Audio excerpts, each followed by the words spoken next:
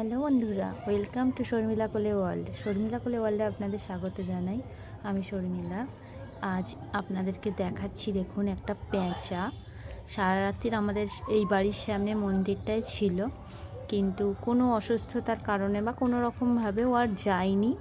সকাল হয়ে গেছে, এই পাঁচিলে বসে আছে, এই ভাঙা পাঁচিলটার মাঝে।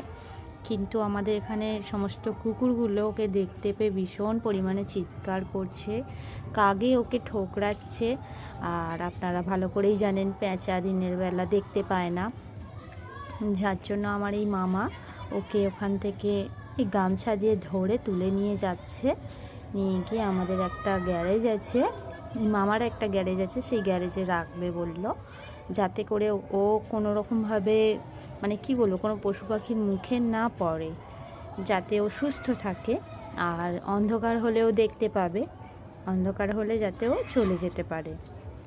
আপনারা দেখতেই পাচ্ছেন ভিডিওটার মাঝে যে অনেক কুকুর রয়েছে ওখানে, আর প্রচণ্ড পরিমাণে কাগে চিৎকার করছিল, যার জন্য মামা গিয়ে ওকে তুলে নিয়ে গেল গ্যারেজে।